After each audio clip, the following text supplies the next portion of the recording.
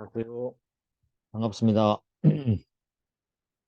여러분, 이제 요 3강, 판례 스터디 3강을 진행하도록 하겠습니다. 오늘은 여러분하고 어, 상행위 통치계, 그죠? 두 번째 판례를 해보도록 하겠습니다. 2021년 판례고요. 요 판례는 어떤 의미를 갖고 있냐면 근로계약상 보호 의무, 근로계약을 했죠. 이 보호 의무 위반에 따른 근로자의 손해배상 청구권이에요. 이 말은 근로자가 회사에 대해서 손해배상 청구하는 거예요. 그럼 이와 관련해서 우리가 비교될 판례가 두 개가 있는데 이걸 여러분이 알아두셔야 돼요. 첫 번째 판례는 이런 겁니다. 단체 협약에 의한 근로자, 그죠? 단체 협약에 의한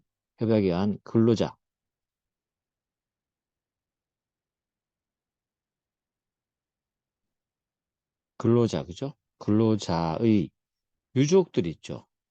근로자 유족들이 근로자 유족들입니다. 유족들이 회사에 대해서 위로금 청구를 한 게 있거든요. 위로금, 이게 몇 년의 소멸시효에 걸리느냐 하나가 있고요. 그 다음에 또 하나는 근로계약을 했는데요. 근로자가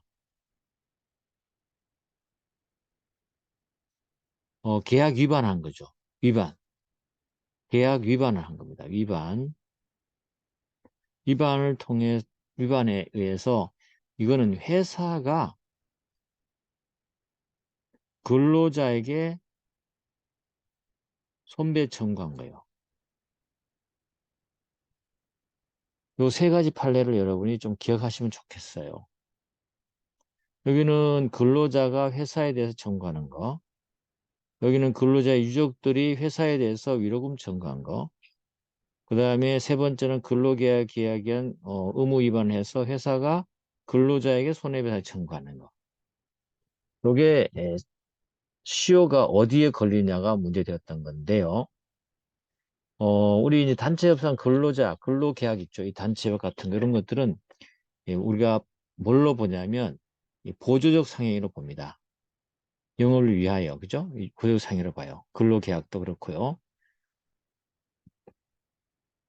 그럴 때 이 단체 협약의 근로자의 유족들에 대한 위로금 청구는 상사시효가 적용된다고 봤어요. 상행위로 봐서 상사시효 적용되는 걸 봤는데 근로계약상 보호 의무 위반에 따른 근로자가 회사에 대해 손해배상 청구할 때 만약에 단기시효, 상사시효를 정하게 되면 보호의무를 위반한 회사가 소멸시효의 이익을 누릴 수 있는 불합리함이 발생하죠. 그리고 그렇게 단기에 권리관계를 해결할 실익도 없습니다. 그래서 여기는 10년이 10년, 알겠죠? 10년. 여기는 5년.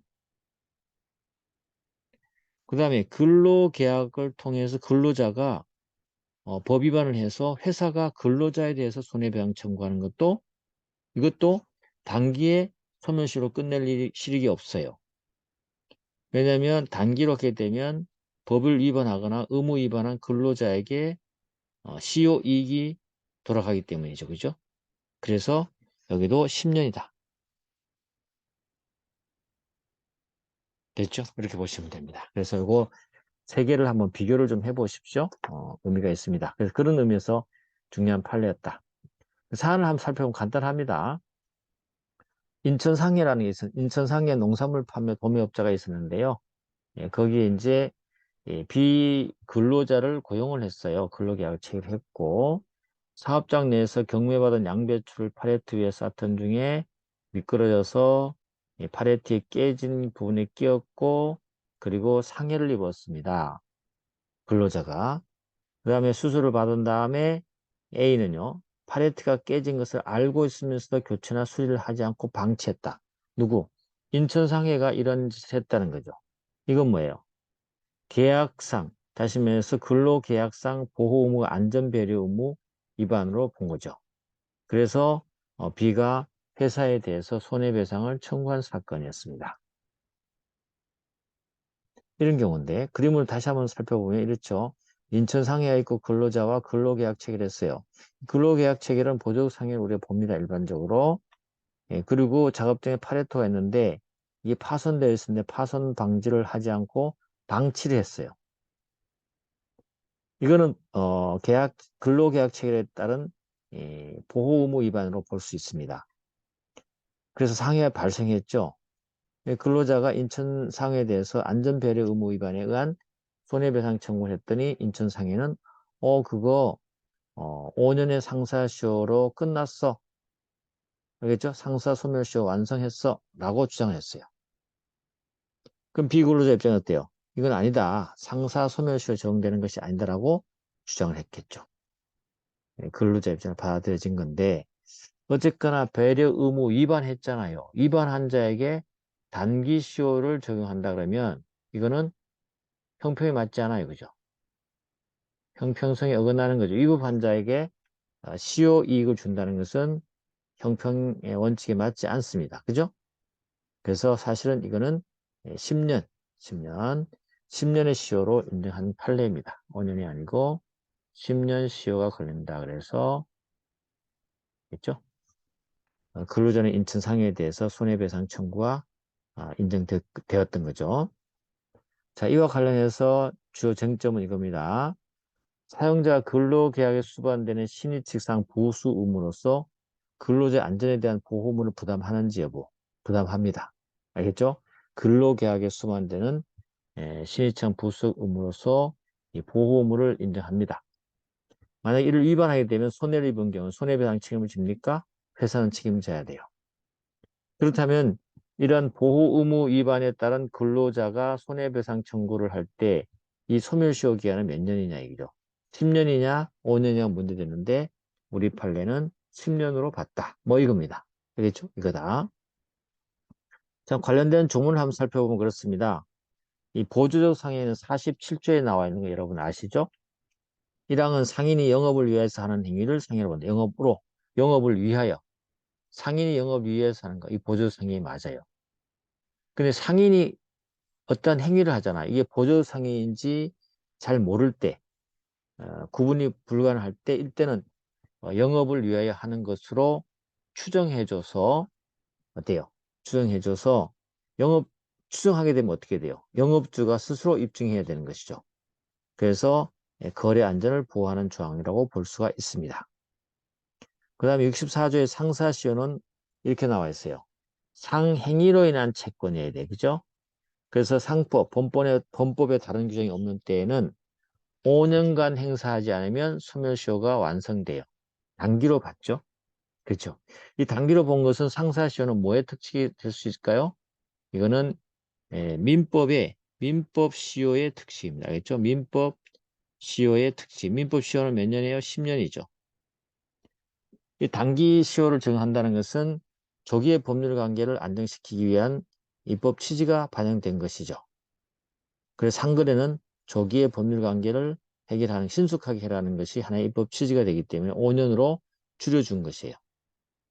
근데 더 나아가서 만약 상법이 아닌 다른 법에 이 5년보다 짧은 게 있다면 그때는 그 규정에 따라간다는 거죠. 더 짧은 걸로 가서 특칙으로 적용하겠다는 것이 우리 조문의 취지죠. 자, 그렇게 조문 해석하고요. 자, 그 다음에 우리 판결 요지는 이렇게 나옵니다. 사용자는 근로계약에 수반되는 신의청 부수적 의무로서 이게 부수적 의무가 되는 겁니다. 그렇죠? 근로자가 노무를 정하는 과정에서 생명, 신체, 건강을 해치는 일이 없도록 인적, 물적 환경을 정비하는 등 필요한 조치를 강구해야 되는 보호물을 부담한다. 만약 이런 보호 의무를 위반한다면 근로자가 손해 입었다면 배상할 책임이 있다. 그리고 상법 64조에서 5년의 상사시효를 정하는 것은 대량 정형 신속이라는 상거래 관계의 특성상 법률 관계를 신속하게 해결할 필요성이 있기 때문이다. 이런 표현 놓치면 안 된다 그랬죠? 그래서 법률 관계 신속하게 해결할 필요성이 있기 때문에 상법 64조에서 5년의 단기 시효를 정하고 있다. 이렇게 보면 되는 거죠. 그 다음에 세 번째로 보시면 요지 사용자가 상인으로 영업을 위하여 근로자와 체결하는 근로계약이 맞죠? 영업을 위하여 근로자와 체결한 근로계약은 영업을 위하여 하는 거잖아요. 그죠? 그래서 보조적 상행이 해당된다. 하나 알아두시고, 여기 하나의 포인트고, 그러면 사용자가 근로계약이 수반되는 신입직상 부수적 의무의 보험을 위반해서 근로자의 손해를 입힘으로써 발생한 근로자의 손해배상 청구와 그렇죠? 관련된 법률관계는 근로자의 생명, 신체 건강 침해 등의 손해 전보에 관한 것으로 성질상 정형적이고 신속하고 하게 해결할 필요가 있을까요? 생명, 신체 건강 침해로 인한 손해를 배상을 청구하는데 이걸 빨리 뭐 조기에 해결해야 될 실익이 있나요? 없어요. 알겠죠? 그래서 단기 시효로 가는 것은 단기 시효를 적용해야 될 실익이 있어야 되는 겁니다. 그게 바로 성질상 정형적이고 신속하게 해결할 필요가 있느냐 없느냐를 따지는 건데 판례는 그렇게 보지 않는 것이죠. 그래서 근로계약상 보호 의무 위반에 따른 근로자가 손해배상 청구하는 이 부분에 대해서는 단기 시효가 적용되지 않고 10년의 민사 소멸시효가 적용된다는 게 판례 입장이에요. 아시겠죠? 그렇게 정리하시면 됩니다. 자, 오늘은 판례를 하나 더 해보도록 하겠습니다, 여러분. 세 번째 판례가 되겠는데, 보험사고 발생을 가장해서 청구 수령된 이 보험금 있죠. 이 부분에 대한 부당이득 반환 청구권의 소멸시효는 얼마냐 이 말이죠. 사건이 이런 겁니다. A가요, 하나생명과 사이에 B를 피보험자로 해서 자신을 보험 수익자로 해서 보험계약 체결을 했어요. 그리고 A는 그 밖에도 7명이죠. 7명의 보험자, 보험회사와 B를 피보험자로 해서 보험계약과 보장 내용이 유사한 9개의 보험계약을 체결했어요. 복수의 보험계약을 체결한 거네요. 그죠? A가. 거기까지는 좋아요. 뭐 체결하든 말든. 그런데 보험금을 타내기 위해서 실제로는 입원 치료도 필요 없는데도 B가 5회에 걸쳐 합계 605일 동안에 입원해서 치료를 받았다면서 각 보험계에 따라 보험금을 청구해서 보험자들부터 총 19회에 걸쳐서 합계 요 금액 있죠? 보험금을 편취했습니다. 이때 C는 A와 B에 대해서 지급한 각 보험금 상당의 부당이익을 청구할 수 있어요. C가 그죠? 돈을 잘못 줬다는 거죠. 부당이익 반환 청구하는 사건입니다. 그림을 보면 A가 있는데 A가 있고요. 복수의 보험 계약자들과 동일한 보험 계약을 체결했어요. 물론 보험 계약 체결 자체는 상행해야 되겠죠. 그리고 A는 보험 계약자로서 기입하고 보험 수익자, 그리고 B는 피보험자로 해서 이렇게 보험 계약을 체결했습니다. 그랬는데 부당한 보험금 청구를 19번씩은 했어요. 그리고 보험회사는 또 거기에 기망당하여 보험금을 19회 지급함으로써 편취를 했습니다. 그 다음에 이제 편취를 했죠. 편취했기 때문에 이 시회사 등 이 보험회사가 보험금을 부당이득했다라고 보험금 반환 청구를 했습니다.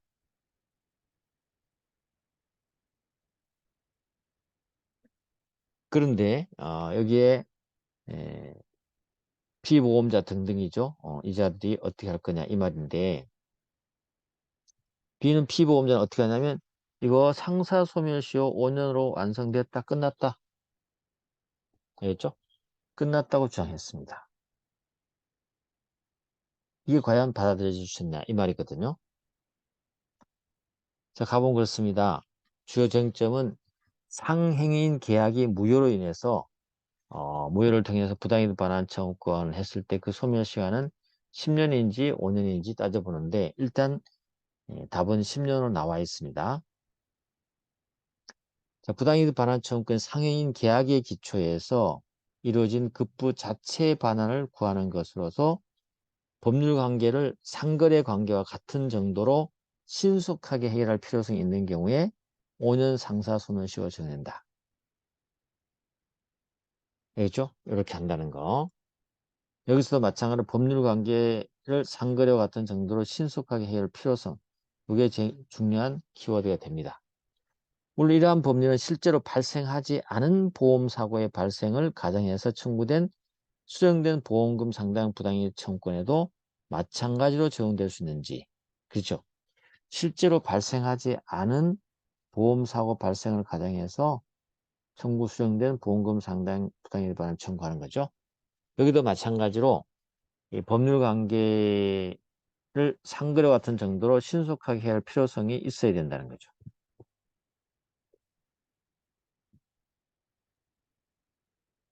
그래서 뭐 아까 우리 봤던 조문 상사시효가 나올 것이고요. 그 판결 요지로 한번 가보겠습니다. 상해인 계약이 무효로 인해서 부당이득 반환 청구는 민법 741조의 부당이득 규정에 따라 발생한 것은 맞죠. 일단 특별한 사정이 없나 민법 161조 1항이 정하는 10년의 민사소멸시효가 적용된다.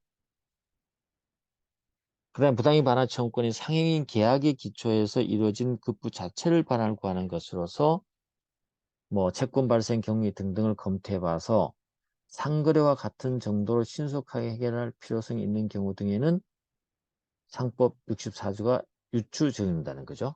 유추 적용된다.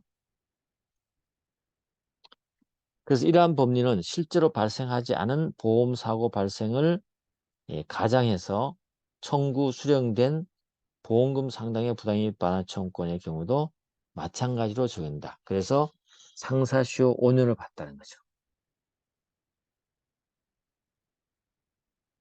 알겠죠? 그렇게 처리하면 될 것 같습니다. 그래서 오늘은 이렇게 두 개의 판례를 좀 하면 될 것 같아요.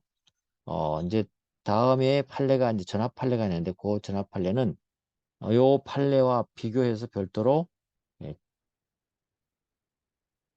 답변을 하도록 하겠습니다. 해설을요. 자, 오늘은 여기까지 하겠습니다. 수고했습니다.